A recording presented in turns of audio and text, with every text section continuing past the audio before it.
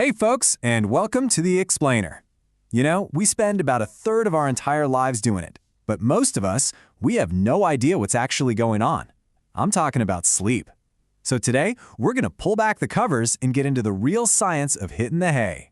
I mean, come on. We've all been there, right? You toss and turn all night, and the next day, you're a total zombie. Just walking around in this thick fog, feeling like you're wading through quicksand. And let me tell you, that groggy, out-of-it feeling, that is just the tip of the iceberg. So, here's the game plan for today. We're going to cover why sleep is such a big deal. Then we'll peek behind the curtain at your brain's nightly dance. After that, we'll talk about your body's master clock, and we'll wrap it all up with some real-deal tips on how to get better Z's. All right, let's kick things off. Why should we care so much about sleep? I mean, besides the obvious, like not face-planting into our keyboards at work. Well, it turns out skimping on shut-eye does a whole lot more than just make you feel a little beat. And this right here, this is a game changer. For the longest time, science kind of thought that bad sleep was just a symptom of things like anxiety or depression. But get this, a massive review of 65 different studies has completely flipped that script. The science is now crystal clear. Better sleep doesn't just tag along for the ride, it actually causes better mental health.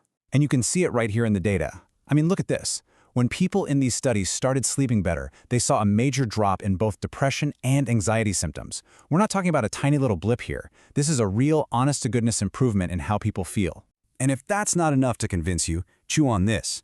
Other studies have found that if you have chronic insomnia, your risk of developing major depression can literally double. That's a 2 times increase. It just goes to show you, a good night's sleep is one of the best forms of preventative medicine out there for your brain. So here's a cool way to think about it. All day long, your brain is hustling, right?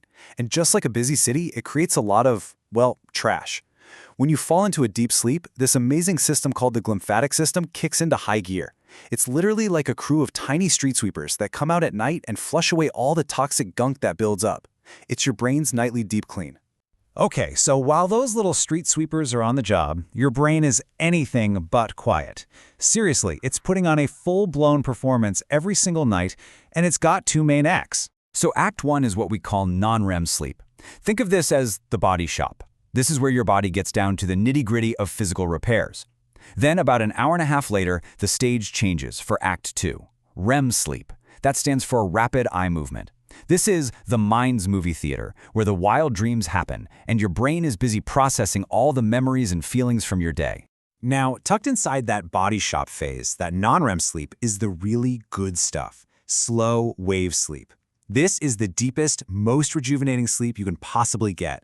It's when your body is pumping out growth hormone, repairing tissues, building muscle, and beefing up your immune system. This is the heavy lifting, folks. And believe me, your brain isn't just taking a nap either. As the National Institutes of Health puts it, your brain is hard at work. It's sorting through everything that happened to you that day, kind of like organizing files on a computer. It strengthens the important memories and, drags the junk to the trash can. Sleep is anything but wasted time. So what is it that tells our bodies it's time to call it a day? Well, it's not just about feeling totally wiped out. You've got this incredibly sophisticated, built-in clock that's running the show 24/7. Yeah, think of it like a tag team effort. On one side, you've got sleep pressure. All day long, a chemical called adenosine builds up in your brain. The longer you're awake, the more you have, and the sleepier you get. But that's just one half of the dynamic duo. Your internal 24-hour circadian clock is the other half. It controls the release of melatonin, the hormone that basically yells, hey, it's nighttime, time to wind down. The two work together to tuck you in. You know, the easiest way to feel the power of that master clock is jet lag. We've all been there. You fly from New York to LA, right? The clock on the wall says it's 8 p.m., but your internal clock is screaming that it's 11 p.m. and time for bed. That totally out of whack, miserable feeling, that's your circadian rhythm getting thrown for a serious loop. And boy, in our modern world, we've come up with a million ways to just wreck that internal clock. Staring at your phone late at night, that blue light is basically telling your brain, hey, it's noon, stay awake. That afternoon cup of coffee, it can block those sleep pressure signals for hours. And having a totally random sleep schedule, well, that's like giving yourself a case of permanent jet lag without ever getting on a plane. Okay, we get it. Sleep is important, and we're messing it up. So now for the good part. What can we actually do about it? Let's dive into some real, practical things you can do to get a great night's sleep. The good news is you've got a lot more control here than you probably think. It all boils down to building good habits, what the experts call sleep hygiene. And rule number 1, the absolute king of them all, stick to a schedule. Going to bed and waking up around the same time every day, and yes, I'm talking weekends too, is the single best thing you can do for your body's clock.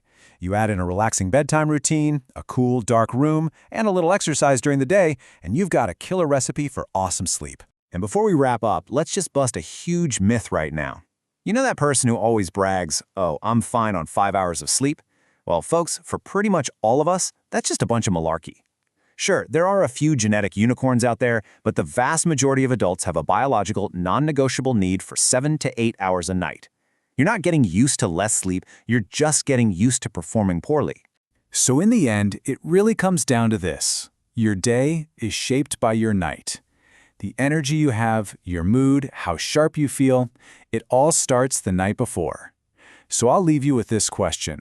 What's one thing you're going to do differently tonight to build yourself a better tomorrow? Thanks for tuning in.